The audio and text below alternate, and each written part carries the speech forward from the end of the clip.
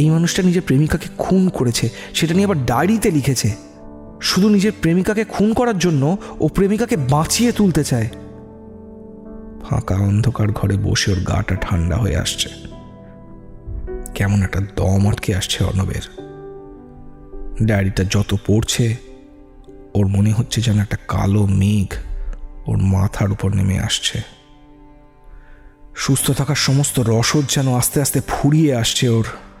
মাথাটা ধীরে ধীরে ভারী হয়ে আসছে। চারিদিকে একটা অজানা ভয় যেন জমা হয়েছে। হঠাৎ অর্ণবের মনে পড়ে গেল বর্ণর ওই বিভৎস চিৎকার করে বিকৃত মুখভঙ্গি। ডায়েরির অক্ষরগুলো যেন ডায়েরির থেকে বেরিয়ে সারা ঘরে ছড়িয়ে পড়েছে। বর্ণর ওই অদ্ভুত কণ্ঠস্বর অন্ধকারে স্তরে স্তরে জমা হচ্ছে। অর্ণব মনে সাহস সঞ্চয় করল। তারপর আবার ডায়েরিটা খুলল। এবার ধীরে ধীরে আবার পড়তে শুরু করল। বৃহস্পতিবার, আজ এতদিন পর সফলতার স্বাদ পেয়েছি। এই নতুন সাধনা পদ্ধতিটা যথেষ্ট কষ্টের, তবে এটা কাজ করেছে। আমি জানি এবার খুব শীঘ্রই আমি রজনীকে আবার পাবো। ওর চুলের গন্ধ যেন আমার নাকে লেগে আছে। ওর নরম চামড়ার স্পর্শ আমায় পাগল করে তুলছে। ওর ঠোঁটের স্বাদ, গালের নরম আমার মনে পড়ে যাচ্ছে। যখনই ওর কথা মনে পড়ে উত্তেজিত লাগে, মন খারাপও হয়ে যায়। শরীরে একটা অদ্ভুত উষ্ণতার সৃষ্টি হয়। এই ঘরের দেওয়ালে এখনো রজনীর রক্তের গন্ধ লেগে আছে। ওর রক্তের মিষ্টতা এখনো আমার জিভে লেগে রয়েছে। আমায় আবার আবার ওই রক্তের স্বাদ পেতেই হবে। বাঁচার জন্য ওই রক্তের স্বাদ ভীষণ প্রয়োজন। নিজেকে ভীষণ অদ্ভুত লাগছে। সাধনায় যত সময় দিচ্ছি নিজেকে আরো বেশি করে চিনতে পারছি। মনে হচ্ছে যে এই শরীরের ভিতর আরো একটা শরীর আছে। সেই শরীর ছুঁতে পারলে জীবনে অনেক কিছু করে ফেলা সম্ভব। অনেক এমন আনন্দ খুঁজে পাওয়া সম্ভব যেটাই রক্ত মাংসের শরীর পায় না। আমি জানি না কি হচ্ছে আমার ভিতর, কিন্তু কি যেন একটা রাক্ষস জেগে রয়েছে। বারবার সে বেরিয়ে আসতে চাইছে। গড নোজ সেই অনুভূতিগুলো এতদিন কোথায় ছিল। প্রতিদিন হত্যার ভীষণ মজাটা পেতে পেতে একটা নেশা লেগে গেছে, আর ওটা ছাড়া থাকা যাচ্ছে না। এই সব রাক্ষসদের আমি দেখতে পাই, একটা নয় অনেক। সময় সময় এরা ফর্ম বদলায়। এদের ধরে রাখতে হবে। গুরু বলেছেন এদের কাজে লাগানো যায়। সাধনায় এরাই সাহায্য করে। তন্ত্রমতে এদের কাউকে কাউকে পিশাচ বলে, কাউকে যক্ষ। আজ থেকে এদের ক্যানভাসে বন্দি করাই আমার কাজ। এই ক্যানভাস স্ট্যান্ড দিয়ে এদের ছবি আঁকবো, যেটা দিয়ে আমি রজনীকে হত্যা করেছি। এটুকু পড়ে অর্ণব আবার থামল। বিষয়টা কিছু একটা স্পষ্ট হচ্ছে অর্ণবের কাছে। তার মানে ওই জন্য বর্ণর সাথে ঘটা বেশিরভাগ ঘটনা ও স্টাডি রুমে ঘটেছে। সেই পুরনো ক্যানভাস স্ট্যান্ডটাতেই বর্ণ ছবি আঁকত, ওই বিভৎস ছায়ামূর্তিগুলোকে আঁকত। কিন্তু এর যা মানে দাঁড়ায় তার কোনো বৈজ্ঞানিক ভিত্তি পাচ্ছে না। ওর মন কিছুতেই এসব বিশ্বাস করতে পারছে না। এর বেশি পড়তে ওর ভীষণ ভয় করছে, একটা চাপা কষ্ট হচ্ছে ওর। অন্যদিকে হাসপাতালে বর্ণর অবস্থা শোচনীয়। হঠাৎ ওর পালস রেট ভীষণ বাড়তে লাগলো। বর্ণর হুঁশ এসছে। ও দেখতে পাচ্ছে অন্ধকার থেকে একটা ছায়ামূর্তি ওর দিকে তাকিয়ে দাঁড়িয়ে রয়েছে। মানুষের থেকে এর উচ্চতা অনেক বেশি। মাথায় শিং, মূলোর মতো দাঁতগুলো যেন অন্ধকারে ঝলমল করছে। কানগুলো লম্বা, চোখে যেন আগুন জ্বলছে। লম্বা জিভটা মুখ থেকে ঝুলছে। এই ছায়ামূর্তিটাকে বর্ণ আগেও দেখেছে। শিবা স্টাডিতে এই ছায়ামূর্তিটাই বর্ণর উপর আক্রমণ করেছিল। তারপর থেকে যেন বর্ণর আর খুব বেশি স্মৃতি নেই। কিভাবে ও এলো এই হাসপাতালে ওর কিছুই মনে পড়ছে না। ও জানে না কি হচ্ছে। ও দেখলো ছায়ামূর্তিটা ওর দিকে এগিয়ে আসছে। হাতের লম্বা সরু আঙুলগুলোর তীক্ষ্ণ নখগুলো যেন এগিয়ে আসছে ওর দিকে। বর্ণ সত্যি মিথ্যে, অলৌকিক বাস্তব কিছুই মেলাতে পারছে না।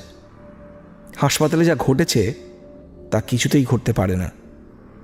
কেন এই ছায়ামূর্তি বর্ণকে মারতে চাইছে সেটা কিছুতেই বুঝে উঠতে পারছে না ও। বর্ণ বুঝতে পারছে না ওর অপরাধটা কি, এ কোন দোষের শাস্তি পাচ্ছে ও। আজ কি ওর জীবনের শেষ দিন? এই প্রশ্নই ঘুরপাক খাচ্ছে ওর মাথায়।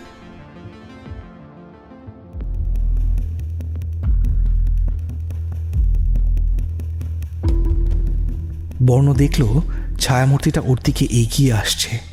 হাতের লম্বা সরু আঙুলগুলোর তীক্ষ্ণ নখগুলো যেন এগিয়ে আসছে ওর দিকে।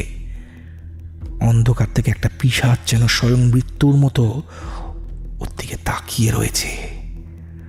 ওর নিজের গোটা জীবন যেন ওর চোখের সামনে এক ঝলকে ভেসে উঠল। পাশের যন্ত্রে ওর পালস রেট ক্রমশ বেড়ে চলেছে। সারা ঘরে ওই একটাই মাত্র শব্দ চলছে। হঠাৎ পিশাচটা একটা প্রচণ্ড চিৎকার করে উঠল। তীক্ষ্ণ শব্দে যেন ঘরের জানলা দরজা কেঁপে উঠল। বর্ণ ও জানে যে এখান থেকে পালানোর কোনো পথ নেই। আকাশে মেঘ ডাকছে, বেশ জোরে মেঘের গর্জন শোনা যাচ্ছে। মনে হয় একটু পরেই বৃষ্টি নামবে।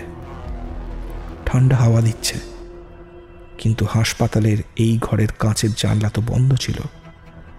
ঘরে এসি চলছিল, কিন্তু অন্ধকারের মধ্যেও বর্ণ লক্ষ্য করল যে জানলা খোলা, পর্দাগুলো উড়ছে। বর্ণর বুক ঠান্ডা হয়ে এলো। ও ভাবল এক্ষুনি উঠে পড়ব, তবে ওর শরীরে কোনো শক্তি নেই। ও উঠতে পারছে না, হাত পা সম্পূর্ণভাবে অবশ হয়ে আছে। ওই তীক্ষ্ণ আঙুলগুলো ওর দিকে ধেয়ে আসছে।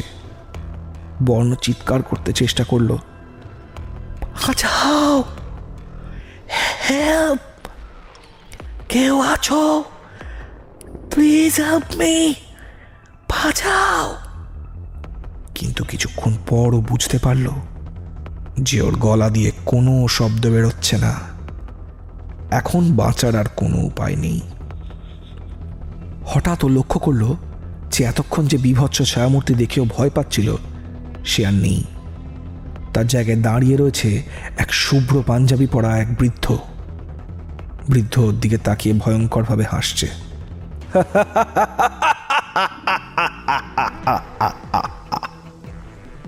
সেই হাসি যেন ঘরের প্রত্যেকটা দেওয়ালে ছড়িয়ে পড়ছে। সারা ঘর হাসির শব্দে গমগম করছে। লোকটার গালে সাদা দাড়ি, শীর্ণ চেহারা। লোকটা বর্ণর ভীষণ চেনা, এতটাই চেনা যে ও অন্ধকারেও এই অবয়ব চিনে নিতে কোনো সমস্যা হয় না। এই মানুষটা আর কেউ নয়, স্বয়ং অনিমেষবাবু। হ্যাঁ, অনিমেষবাবু, বর্ণর জেঠু, একজন ফেমাস পেইন্টার। তবে মানুষ বলাটা কি আদৌ যথার্থ? বর্ণ বুঝতে পারছে না। এই লোকটা তো অনেকদিন আগেই মারা গেছে। এর মরার পরেই তো বর্ণ এত সম্পত্তি পেয়েছে। বর্ণর ভীষণ রাগ হচ্ছে।